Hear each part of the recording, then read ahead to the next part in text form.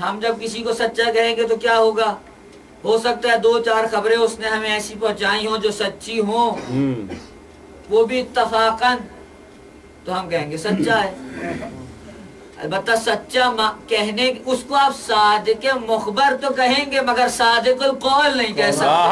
کیا کہنے، نعرہ صلوات، اللہم صلی علی محمد و آل کیونکہ آپ کو محمد۔ نہیں پتا کہ اس وقت تو آپ سمجھ رہے ہیں کہ وہ سچ بول رہا ہے، لیکن ابھی بھی حتمی نہیں ہے کہ سچ بول رہا ہے یا نہیں بول رہا۔ چلیں اگر اس موقع پہ سچ بول بھی دے گا تو معلوم نہیں پہلے سچ بولتا رہا یا جھوٹ بولا، آگے سچ بولے گا یا جھوٹ بولے گا۔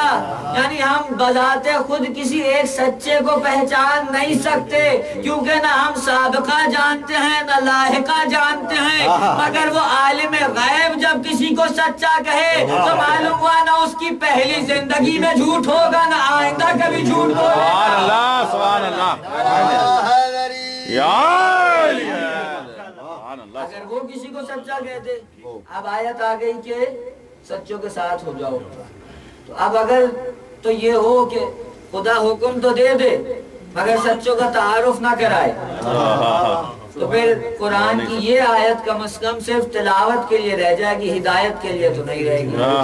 اور قرآن کی مسلمانوں کا متفق علیہ مسئلہ فیصلہ ہے کہ کوئی آیت ایسی نہیں جو صرف تلاوت سے تعلق رکھے، ہدایت سے تعلق نہ رکھتی ہو۔ تو اور اس آیت میں جہاں صیغہ امر ہے وہاں لازمی ہدایت ہے، تو دو ہی چیزیں ہیں، یا تو خدا صادقین کا تعارف کرائے گا یا نہیں کرائے گا۔ اگر نہیں کرائے گا تو آیت کا کوئی فائدہ نہیں رہے گا، اور یقیناً کرائے گا اور کرائے گا۔ قرآن میں جب کا حکم دیا تو تعارف کرائے گا، تو اب خدا کیسے تعارف کرائے؟ ہم تو خدا کے پاس جاتے نہیں، نہ جا سکتے ہیں، وہ ہمارے پاس آتا نہیں نہ آ سکتا ہے، تو وہ جو فرما رہے نا، تو معلوم ہوا اب کوئی ایسا وسیلہ چاہیے جو وہاں سے لے تو اس ظرفیت کے ساتھ اور ہمیں دے تو اس ظرفیت کے ساتھ۔ سبحان اللہ، سبحان اللہ، کیا کہنے،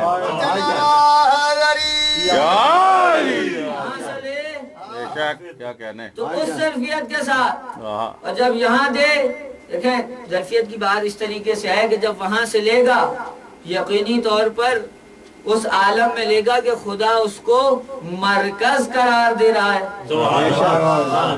خدا اسے مرکز، مثال کے طور پہ بجلی آپ کے گھر میں آتی ہے، اس وقت تو نہیں آ رہی، اس وقت تو اس کا منبع یقیناً UPS ہوگا، البتہ اس کے علاوہ جب بجلی آتی ہے تو کیا سملی ڈیم سے ٹربائن گھوما، ٹربائن کے میگنیٹ نے الیکٹریسٹی جنریٹ کی، اس کو ایک مقام پر محفوظ کیا، اس کو وہاں سے تاروں سے جوڑا اور جگہ جگہ پہنچایا، پھر اس کو تاروں سے جوڑا تو اس کو ٹرانسفارمروں تک پہنچایا، ٹرانسفارمروں سے تاریں نکلی تو پھر باہر فیز دیا گیا، جب باہر فیز دیا تو پھر وہاں پر ایک فیوز بنا دیا کہ اگر کسی وقت زیادہ بجلی آ جائے تو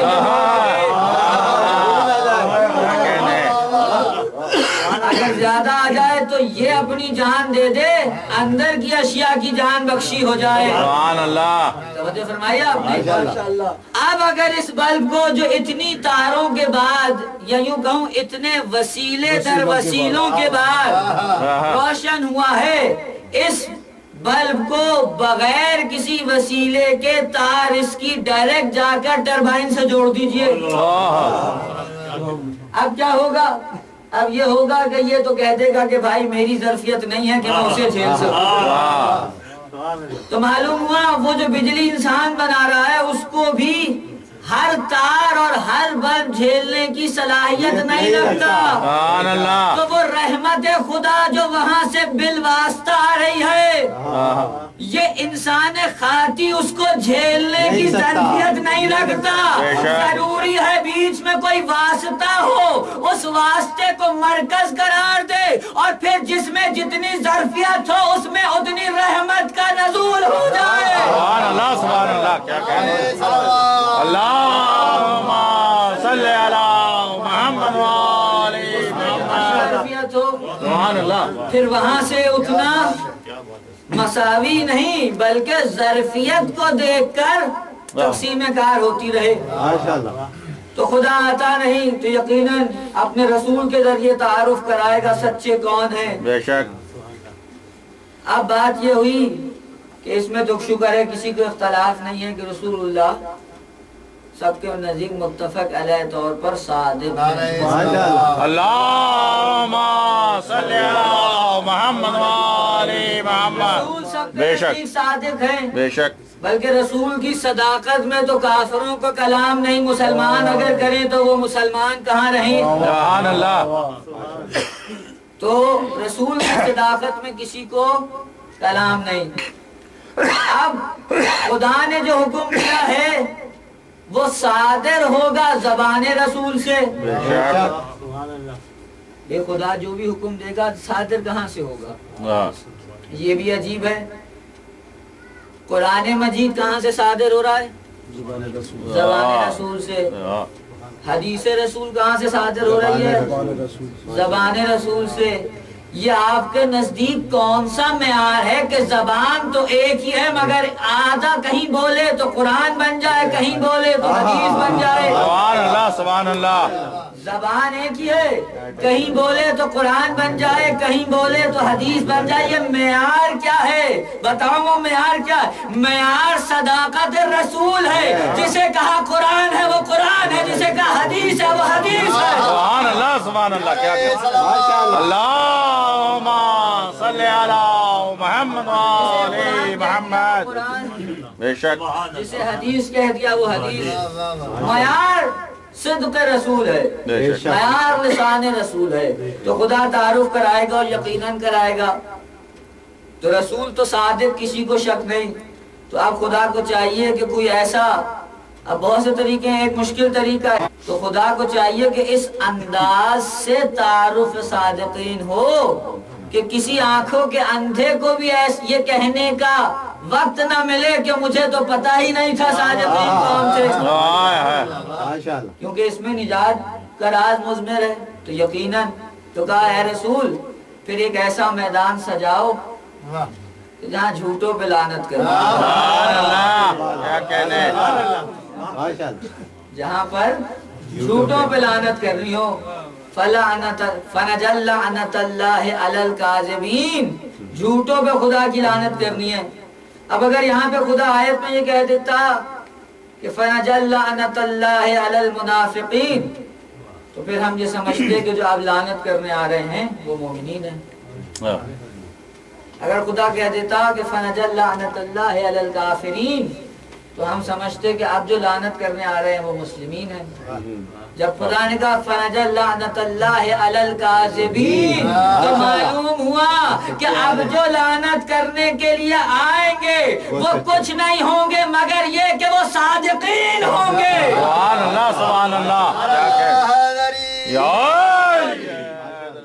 تو مسلمانوں کو چاہیے کہ اپنی نگاہیں اس آیت کی تفسیر کے لیے میدان مباہلہ میں گاڑ دیں کہ اب جو لعنت کرنے آ جائیں گے وہ وہی ہوں گے جو قرآن جن کو کہہ رہا ہے کہ کونوا مع الصادقین, ان سچوں کے ساتھ ہو جاؤ. سبحان اللہ.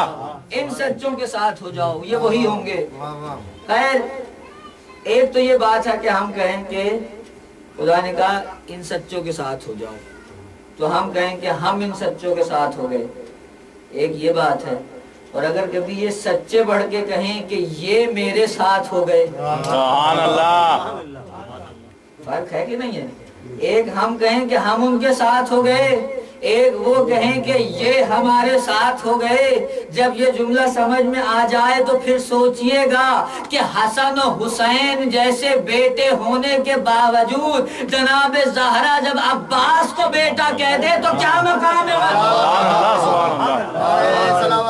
اللہم صلی علی محمد و آل محمد. حسن و حسین جیسے بیٹوں کے ہوتے ہوئے. دیکھیے جب اعلیٰ ہوا کرتا ہے نا تو پھر ادنا کی طرف توجہ نہیں جاتی. جب اعلیٰ ہو تو ادنا کی طرف توجہ نہیں جاتی.